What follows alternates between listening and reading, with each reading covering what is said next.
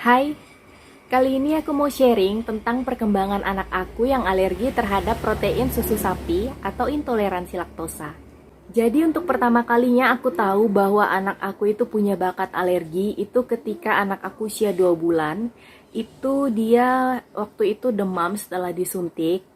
Aku berikan paracetamol yaitu Sunmol Drops. Videonya udah pernah aku share, nanti aku tulis lagi di bawah ya linknya. Nah saat itu aku berikan Sunmol Drops karena demam anak aku nggak kunjung turun. Tapi ternyata setelah aku berikan itu dia jadi alergi, mukanya itu merah-merah dan harus aku bawa ke dokter spesialis anak. Nah di situ dokternya bertanya sama kami orang tuanya, apakah kami memiliki alergi juga, karena ada kemungkinan itu menurun dari orang tua. Kalau aku sendiri itu nggak ada alergi terhadap paracetamol, tapi aku punya alergi lain seperti makanan kayak udang, aku juga biduran kalau cuaca dingin. Nah, di situ kata dokter, ada kemungkinan anak aku itu juga akan alergi terhadap yang lain-lainnya. Makanya waktu MPASI itu aku disarankan untuk lebih berhati-hati dalam memilih makanan. Nah, saat anak aku usia 5 bulanan, disitulah aku baru sadar bahwa anak aku juga alergi terhadap protein susu sapi. Sebelumnya aku nggak tahu anak aku alergi itu gitu kan. Setelah aku bawa ke dokter, nah aku jelaskan bahwa anak aku ini diare itu udah 2 minggu. Karena kotoran bayi ini kan sebenarnya memang becek-becek gitu kan, memang basah. Jadi aku pikir tuh awalnya ya normal-normal aja gitu kan. Cuma setelah aku pikir-pikir lagi, anak aku ini buang air besar itu bisa sampai 4-5 kali dalam sehari. Jadi menurut aku itu tuh udah nggak normal, dan jujur aku ngerasa sedih banget aku terlambat bawa anak aku ke dokter. Dan diagnosa dokter ternyata anak aku alergi terhadap protein susu sapi atau intoleransi laktosa. Kenapa bisa begitu? Jadi anak aku itu bisa alergi padahal dia masih ASI eksklusif.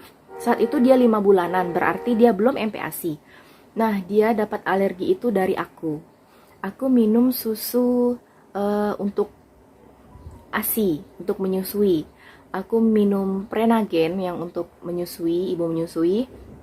Nah, ternyata anak aku nggak cocok dengan protein sapi yang ada di susu itu gitu.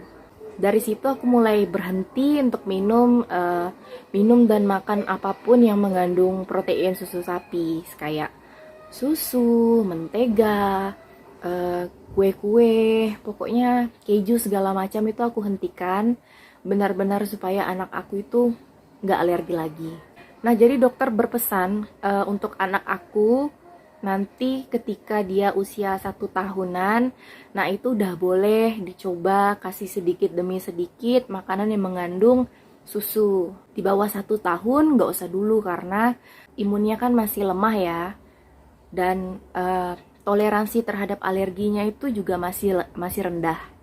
Nah, jadi treatment seperti apa yang aku berikan kepada anakku untuk dia bisa berteman dengan protein susu sapi? Jadi gini, di usia anak aku 1 tahun itu mulai aku perkenalkan dengan produk-produk susu sapi. Misalkan kayak kue-kue gitu kan, biasa kan ada kandungan mentega ya. Aku berikan kue, tapi nggak usah banyak, benar-benar beberapa hari sekali aja gitu kan. Terus kayak kue apa sih, kayak ciki-ciki anak yang memang untuk anak itu, yang ada rasa yang keju. Nah di itu aku kasih mulai sedikit-sedikit awalnya.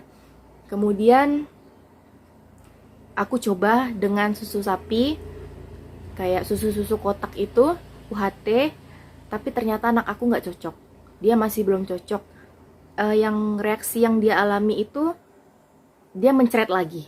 Jadi kalau makan makanan kayak kue-kue yang mengandung susu sapi itu dia nggak ada masalah apa-apa. Untuk kotorannya juga nggak ada masalah, masih bentuknya sama aja. Cuma kalau dia minum susu sapi, nah itu kotorannya pasti jadi cair. Dia mencret bisa 1-2 hari. Sampai sekarang usia anak aku 1 tahun 4 bulan. Kalau aku berikan susu sapi dalam bentuk susu kotak itu ya, UHT itu, anak aku masih mencret. Jadi sepertinya dia memang belum bisa untuk minum susu sapi ya. Cuma kalau aku berikan susu soya pun dia nggak suka. Mungkin karena rasanya itu berbeda mungkin ya, makanya dia nggak suka.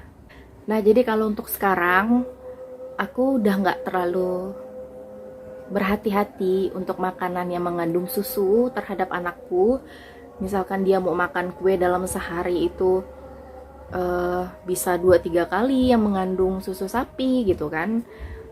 Pokoknya setiap hari dia makan pun gak ada masalah, karena kotorannya itu biasa aja gitu. Yang penting aku belum deh gitu ngasih susu sapi, karena dia memang masih belum bisa, pencernaannya masih belum mampu. Mungkin nanti aku mau coba lagi, untuk sekarang belum. Oke, sekian sharing aku kali ini, semoga bermanfaat. Terima kasih sudah menonton.